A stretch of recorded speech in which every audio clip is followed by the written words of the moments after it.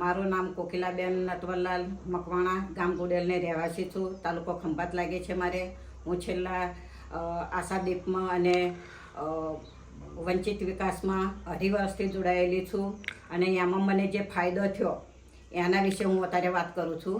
કે અમારે હાલમાં પંચાયતમાં ઊભા રહેવાની અમારી સગવડ નથી અને ખુરશી પર બેસવાની સગવડ નથી. અમારે પંચાયતમાં જવાતું જ નહોતું.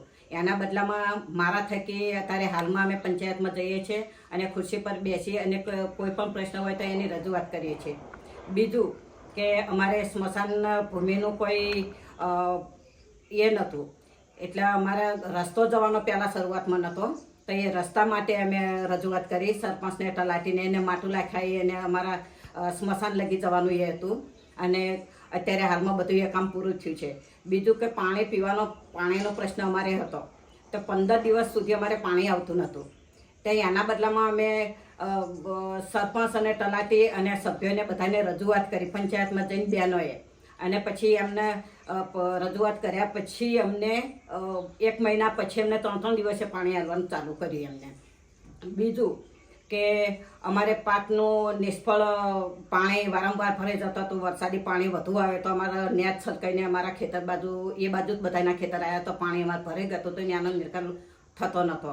તો એના માટે પણ અમે થાળી વગાડી અને સંદેશ ન્યૂઝમાં અમે એ બોલાવ્યા અને પછી એની અંદર અમે જાહેરાત આપી અને અમે અમારું દુઃખ જે લગભગ 300 થી 400 વીઘા અમારી વણકર ભાઈઓની જ જમીન આવે છે, તો એના માટે અમે એમને આવેદનપત્ર પણ અમે આલવા ગયા અને અમારો પાક નિષ્ફળ ગયો એના માટે અમે થોડી ઘણી અમને સહાય મળે એ માટે અમે રજૂઆત કરી અને અત્યારે હાલમાં અમને એ સહાય એમને પૂરી પાડી છે.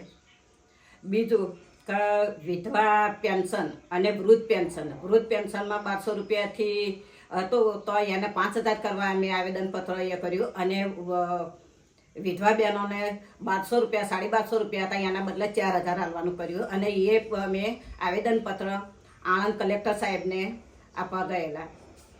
અને બીજું કે અમારે ખેતરમાં અત્યારે હાલમાં ઘણી બધી પરિસ્થિતિ એવી છે કે પાણી સિવાય ખેતરનું જે છૂટા ઢોર હોય એ બધું બગાડ બહુ કરતા હતા. તો એના માટે પણ અમે આવેદનપત્ર આપવાનું અને લખાણ તે પંચાયતમાં આપેલું છે. અને બીજું કે હાલમાં મારી દેરાણી જે હતી એ ખેતરમાં નીંદતી હતી અને એના ઢોર પડ્યા, વાખરી વિસ્તારના હતા અને ઢોર પડ્યા. એને કીધું કે તમે કાઢી લો, તો એ બેનને ધક્કા મૂકી કરી અને એ બેનને પાડી દીધી. એનો કેસ પણ અમે કરેલો છે અને કલેક્ટર સાહેબને એ બધા જોવા પણ આ સ્થળ ઉપર આવેલા હતા. હાલમાં જેમનો ત્રાસ હતો કે અમારા એમના ઢોર અમારું અનાજ જે બગાડતા હતા એ બધું હતું, એ આ કેસ કર્યા પછી અમારે આ બધું બંધ થઈ ગયું છે.